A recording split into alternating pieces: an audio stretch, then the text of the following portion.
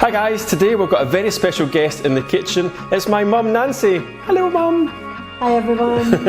And today mum's going to let us into a little secret on how to make her most amazing and lovely moist carrot cake.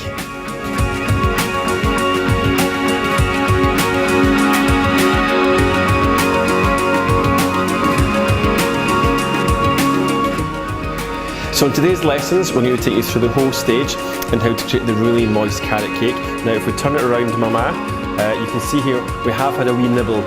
We couldn't wait to film, so we had a wee cup of tea and a wee slice of cake.